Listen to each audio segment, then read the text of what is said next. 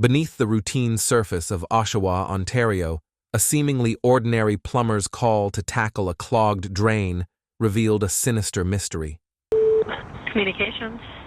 I'm a plumber and I'm on site for a job, and we're snaking a drain, and we've been pulling back. We probably pulled back about 10 pounds, 15 pounds of it looks like flesh type of stuff, meat, and we don't know what it is. Little did the plumber know that a routine clog would open the door to a chilling saga that would grip the entire town. As the details emerged, a bizarre reality unfolded: perverted sex acts ending the lives of two innocent teenagers, Rori Hache and Candace Fitzpatrick. This is the story of Rori Hache. On July 9, 1999, a spark ignited in the small suburb of Oshawa, Ontario, as Rori Hache entered the world. She danced through life along the shores of Lake Ontario, where the waves echoed her vibrant spirit. She had a knack for rap beats. She loved assisting the elderly and embracing furry friends. Rori's generosity was a legend. She was known for happily sharing her lunch with her friends in school. In the cadet uniform, Rori shone even brighter. A brainiac by day and a cadet by choice, she received the Cadet of the Year title not once, but twice, proving that intelligence and charisma were woven into her very fabric. Rori was a nice, obedient child during her middle school, but then her family's background started taking a bit of a toll on her personality. Born into a biker legacy, her grandfather founding the notorious Satan's Choice Motorcycle Club, and an uncle actively involved in the Hells Angels, the Hache family held a legacy demanding both respect and, perhaps, caution. Entering her early teens, Rori stayed committed to excellence. However, a puzzling shift emerged after her consecutive victories as Cadet of the Year. The once promising path veered into darkness. Everything was smooth until Rori's first week of high school, marking an unfortunate descent into the wrong crowd that altered her life. In her early high school days, Rori's life took a dark turn. Someone offered her meth, and that started of a rough journey. Being young and impressionable, addiction took hold quickly. Shame became her constant companion, pushing her into a confused state. It was a tough reality for someone so young. But here's where things get interesting. Rori's story takes a surprising turn, a testament to the strength she found in her support system, her family. With their help, she bravely fought her demons, emerging victorious in her battle for sobriety. 6 months of hard-fought, clean living followed, backed by a supportive guidance counselor, a steady job, a return to education, a loving boyfriend, and the pride of renting her own place. At the age of 17, Rori was on a roll. Her life was back on track. She discovered love in the arms of a man named Tony.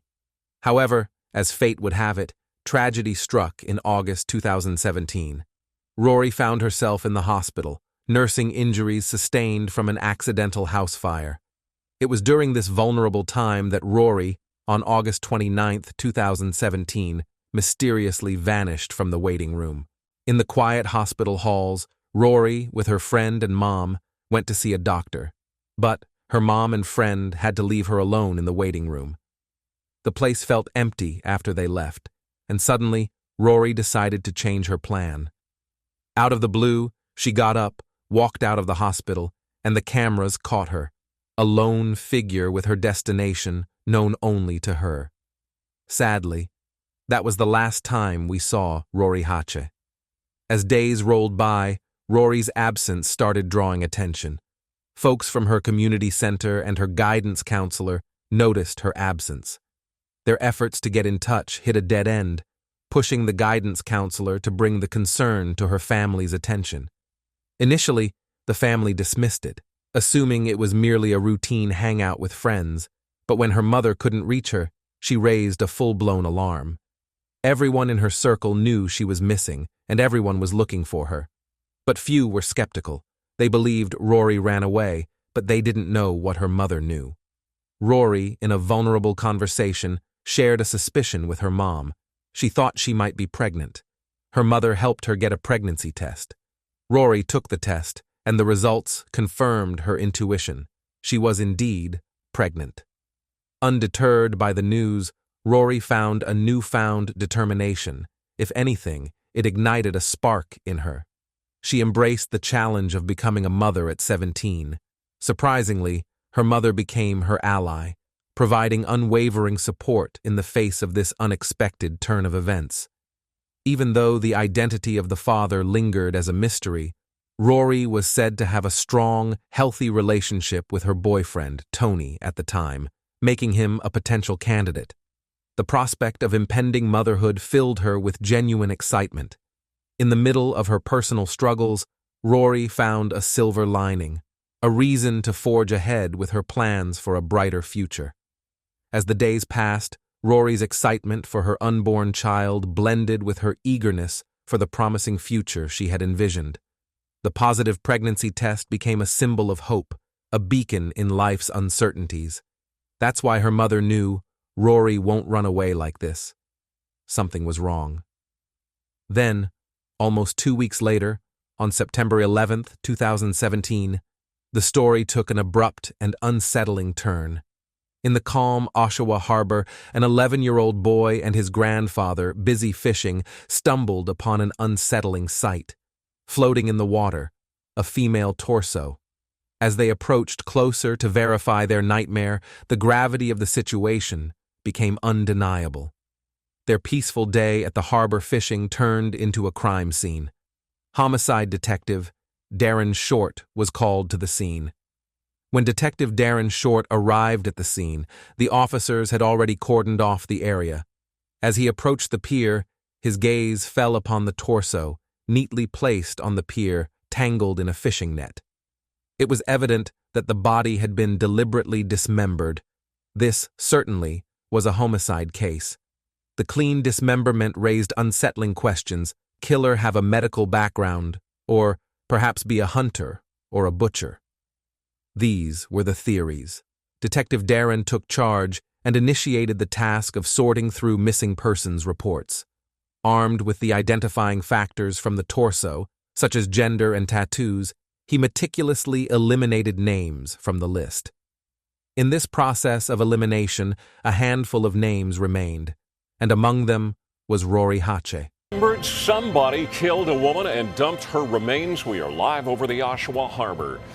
Good evening. The busy spot along the waterfront is now a disturbing crime scene. The discovery made by a fisherman and his grandson. They saw a torso in the water. Lots of questions tonight, very few answers. Who was this woman?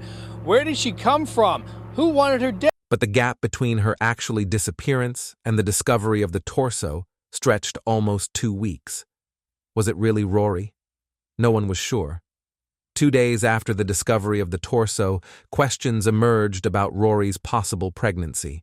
However, it was too early to distinguish any signs from the torso. The absence of the pelvis further complicated the identification process. 2 agonizing months passed before Rori's family provided her DNA for comparison, confirming on November 10, 2017, that the torso belonged to Rori Hache. The following month was challenging for Detective Short. Rori's heartbroken family was demanding answers, but with no leads to chase, he found himself at a dead end.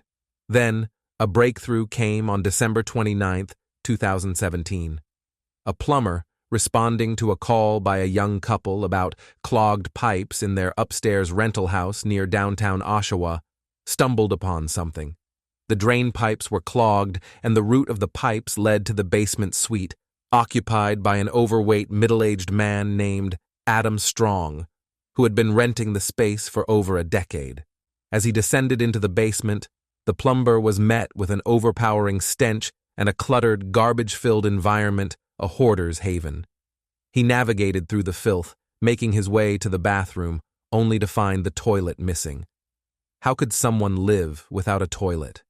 To top it all off, Adam Strong's peculiar behavior, closely hovering over the plumber, added an unsettling layer to the whole situation. As the plumber worked on unclogging the kitchen sink, he pulled out something unlike anything he had seen before. A stringy, flesh-like substance with pieces of hair. The plumber, Uneasy and sensing the potential horror, continued his work. After toiling away for 3 or 4 nauseating hours, the plumber found himself staring at nearly 15 pounds of the ghastly, flesh-like substance. Overwhelmed and deeply disturbed, he reached a breaking point, realizing that this was beyond the scope of his job. He stepped outside and discreetly called his boss, grappling with the decision to call the authorities. His boss left no room for hesitation. "Call 911 right now," came the firm instruction, prompting the plumber to make this call. Communications. I'm a plumber and I'm on site for a job, and we're snaking a drain, and we've been pulling back. We probably pulled back about 10 pounds, 15 pounds of it looks like flesh type of stuff, meat, and we don't know what it is. The word meat hung in the air, sending shivers down the plumber's spine. The disturbing possibility that the grisly substance he had spent hours handling might be human. A surge of fear gripped him as he realized that he could have easily become the next victim, unknowingly spending hours in the house of someone harboring such horrors. As the police arrived, the plumber hesitantly presented the plastic bags containing the nightmarish discovery. Armed with this gross evidence, they descended upon Adam Strong's basement suite, knocking on his door. When confronted, the officer directly asked about what Adam had been flushing down the toilet that he shouldn't have. In response, Adam, according to the officer, lowered his head and confessed. And making a comment almost instantaneously that the jig's up, it's a body. The officer, acutely aware that this confession needs to be permissible in court, read Adam his Miranda rights. Emphasizing the right to legal counsel and articulating the potential consequences of anything Adam uttered from that point onward, the weighty silence hung in the air. It was in this tense atmosphere that Adam finally chose to respond. If you want the rest of her, she's in my freezer, and she's pretty defleshed. Upon searching Adam's suite, a chilling scene awaited investigators. In his bedroom, nestled within a deep freezer box, multiple plastic bags were revealed. However, the most horrifying discovery was the body, possibly belonging to none other than Rori Hache. Rori was identified through the heartbreaking discovery of her tattoo, an unforgettable alive mark. As investigators delved into the search of Adam's suite, unsettling items emerged, each adding layers to the horror. A menacing hunting knife, prominently displayed in a photo on Adam's social media, hinted at his disturbing fascination. And the discovery of an autopsy table positioned behind his couch elevated the horror to unimaginable levels. The combination of a cluttered house, piles of garbage, and an autopsy table was a surreal scene that defied logic. The investigation yielded further evidence of the brutality inflicted on Rori. Her shoes, soaked in her own blood, were discovered in a plastic bag. Bloodstains in every corner of Adam's suite, from the kitchen to the bedroom floor, walls, and ceiling. A chilling examination of his online search history unveiled a disturbing curiosity for gore sites depicting death and dismemberment. Shockingly, an undetonated pipe bomb was found, raising alarming questions about Adam's evil intentions. Bomb squads were summoned to handle the device, which was detonated before causing any injuries. A frenzy of news reporters even captured the moment of detonation.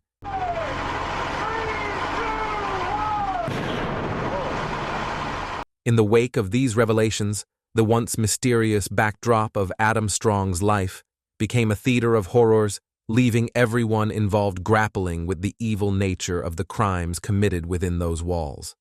After an exhaustive 25 days, the forensic team concluded their search of Adam Strong's home. Then, within a month of the forensic team wrapping up their investigation, the rental unit where these unspeakable acts occurred was shockingly listed again. Tear it down. That's the message the family of slain teen Rori Hache has for the city of Oshawa regarding this home here on McMillan Drive. This building now a terrible reminder of the young woman's gruesome death. Rory's family vehemently protested in front of the house, demanding it to be demolished. possibly pieces. We don't even have the answers yet. So to us, this house represents a lot of anguish, a nightmare. Rori's autopsy report revealed 2 fractures and multiple facial injuries. These occurred before her death. The forensic pathologist described it as methodically dismembered, likely what the plumber found flushed down the toilet. The cause of death couldn't be determined due to her body's state. Now, who exactly is Adam Strong? His troubled childhood paints a dark picture, one where he claims his crimes on his parents. He confessed to having characteristics similar to a serial killer. From a very young age, Adam had an insatiable desire to torture and kill animals. At 46, Adam made a living working at a gas station, but behind the mundane facade, he left behind a chilling trail of violence, raising a haunting question. What could propel a person to commit such unspeakable horrors? In his interactions with officers, Adam didn't reveal any names, maintaining a facade of self-assuredness, even though he wasn't as intelligent as he portrayed himself to be. As fate would have it, it was Detective Darren Short on duty that day, and he took charge of the interview. Detective Short, at that moment, had no idea he was the killer of Rori Hache. The likelihood was there, but without concrete evidence, it remained just another case to be handled. During the interview, Detective Short received a notification about what they discovered in the freezer. It was then he realized Adam Strong was the one he had been looking for. By now, Rori was identified by her tattoo. Armed with this information, Detective Short's approach was direct. He confronted Adam. He forced Adam to face the high-news reality of his actions. At that point, a lack of crucial information surrounded the circumstances of Rori's death. To press murder charges, it was crucial to have solid evidence confirming her death as a homicide. But the specific cause of her death remained vague. It was apparent that Adam was in no mood to cooperate. The only hope that remained was the plethora of blood-soaked evidence that could pin down the murder on him. Detective Short forwarded around 8 or 9 pieces of evidence, including a large, razor-sharp Wyoming knife. If only the forensic experts could find Rori's DNA on any of them, Adam could be charged. Then finally, one day, the forensic report came back. As Detective Short went through the report at his desk, an expectation lingered that any DNA found would be Rori's. But something was wrong. It was so wrong that it demanded him to read it again, even a 3rd time, to make sure he understood.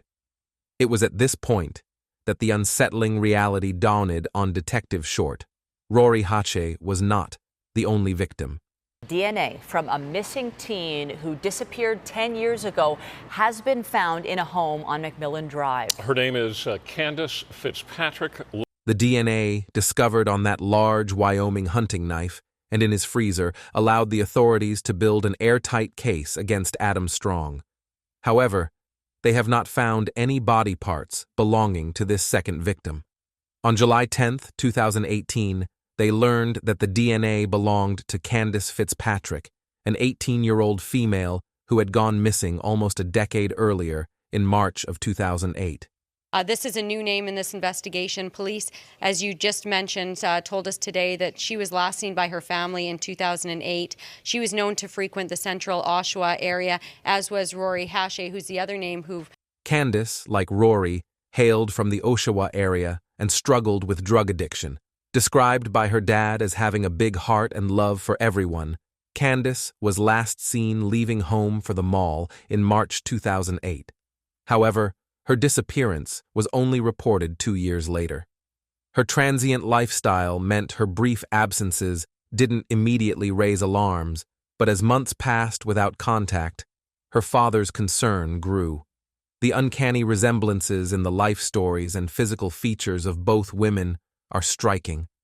As Candace was officially reported missing in 2010, 2 years after she actually went missing, this delay made the task of finding her safe much more challenging. Her father dedicated years to searching for her, but hope gradually faded. Unfortunately, a decade later, his grimmest fears manifested in Adam's apartment. On November 8, 2018, Adam Strong was brought in from prison for his second police interview. Detective Short observed this 11-hour interrogation, orchestrated by Detective Paul Mitten, unfolding live from another room. Right from the start, it's evident that Adam isn't scared or stressed. Instead, he appears remarkably upbeat and chatty. It's as though he holds all the cards, feels an upper hand, and takes pride in it, enjoying the spotlight that now shines upon him. How you doing? Good, you? Meh, had better days. Do you see how upset I am? No, you're pretty calm. Under the circumstances, I'm a little concerned how calm you are. There's no way of getting around that I chopped her up. There's no way. Okay. And I understand that. We weren't wondering if you chopped her up. It's obvious that I did, yes. Yeah, if not for... Apparently the plumbing was all up in that house. That aided in... My capture? In your capture. Yeah. Yeah, for sure. You know, I was sitting down in my basement after the plumbers left, and I was like, am I going to get away with this? I don't know. Should I leave now? How much longer before it was... His demeanor during the interrogation radiated arrogance, a chilling lack of remorse, and a startling absence of any human emotions. Adam Strong is a true psychopath. It was all done in one evening. Oh, really? Oh, yeah. Like this was all one piece, and then this was all one piece? I couldn't, yeah. Really? Sorry, man, I don't remember. Really? Yeah, it wasn't important to me, man. She's definitely deceased. Yes. Yes. And you clearly have said, yeah, and I disposed of her. Yes. Yes. Tried to. But unfortunately it was foiled by inadequate plumbing. Yeah. And that's a freaking shame. Not for me. For me. Yeah, for you. Yeah. You sound really selfish when you say that. Sorry. Just when you think his selfishness can't reach greater heights, he surpasses expectations. The audacity peaks when he demands a lavish feast from Wendy's in exchange for divulging more information. What are you going to hanker him for? Wendy's triple. Yeah, that's doable. No pickles. Iced tea, no ice. 2, their value, spicy chicken wraps, and a grilled chicken Caesar salad. Okay. Is that outrageous? No, that's doable. Is there any way I can get a cigarette? Anyway, what smoke is this? Oh, and a ranch and a Caesar? Oh my God, thank you. I don't know how appropriate this is, but I'd like you to pass on to her mother and her father. He shamelessly admits his desire to be as comfortable as possible in prison and goes on to list a few more audacious requests. The sheer gall of his demands added a surreal dimension to the unfolding scenario, showcasing a level of entitlement that defied logic. I would like to, and I fielded this to my lawyer, and he's not interested in it, and I don't understand why, of spilling the beans and being as comfortable as I can in jail. Not like $100,000 like Picton, but like an allowance. I don't know. I don't know. Like internet access, like a TV. Like I don't have anybody who's going to buy me a TV. I don't expect to get out of jail free card. I don't. I just want to be comfortable in jail, man. After his demands are met, he finally acknowledges knowing Rori. As he begins to open up, there's an obvious caution in his admissions, a careful dance between revealing certain details and withholding others. It's a calculated approach, as if he's strategically navigating the narrative to suit his own motives. Detective Paul Mitten tirelessly probed for answers, working to piece together the timeline from the discovery of Rori's torso on September 11th to the crucial call from the plumber in late December. In his own words, he admits to a lack of remorse. "I didn't feel," he callously confessed, indifferent to the gravity of his actions. Detective Paul Mitten, undeterred, pressed forward, now asking questions about Candace. Securing his confession of even knowing about Candace was a significant step for the case. It became a pivotal point in building the case, bringing to light the connections between the killer and the second victim, Candace Fitzpatrick. As the topic shifted to the Wyoming knife during the interview, his smugness reached unprecedented levels. The mere mention of this crucial piece of evidence seemed to fuel his arrogance, creating an atmosphere charged with unsettling self-satisfaction. His unwavering smugness prompted the detective to extract information about the Wyoming knife, its location, purpose, and the actions that could have spared him from that particular charge. His confession played a pivotal role in Candace's trial outcome. In a surprising admission, he agreed that if only had he boiled the knife, that alone would have eliminated the DNA evidence, showcasing his prowess to destroy evidence. When Detective Mitten confronted Adam about Rori possibly being pregnant, he callously rejected it, hinting towards the intimate knowledge he possessed about her dissection of internal organs. Even though she tested positive, he arrogantly claimed she wasn't pregnant, saying she was definitely not pregnant. All he was but an ignorant imbecile knowing nothing about early pregnancy. Adam eventually admitted that he dismembered Rori on Christmas when he knew his upstairs neighbors were away. As for how he met Rori and Candace, it seems like a crime of opportunity. The proximity of the health center, where Rori was last seen, and Adam's house suggests he may have come across them in the nearby Memorial Park. Both Rori and Candace frequently went to the park. Perhaps he enticed them with money or other offers, which led them back to his place. 2 years later, we find ourselves at the trial, but despite Adam's clear admission to dismembering his victims, he surprisingly pled not guilty to the 2 counts of first-degree murder. His defense attorney floated the theory that the girls may have overdosed, and Adam panicked. However, Rori's head injuries told a different story. During the trial, the defense attempted to challenge the admissibility of Adam's initial admissions to the police, claiming a lack of access to legal counsel. The judge, however, deemed these admissions voluntary, as Adam wasn't under arrest at the time, allowing them in the trial. The prosecutors argued that the murders likely occurred during assaults or while the victims were being held against their will. On March 16, 2021, Adam Strong was found guilty of first-degree murder for Rori Hache and the manslaughter of Candace Fitzpatrick. As Candace's remains were never found, the court couldn't prove her murder beyond a reasonable doubt. Despite this, Adam was sentenced on May 27, 2021, to life imprisonment with no possibility of parole for 25 years. Finally, justice was served for the heinous crimes he committed.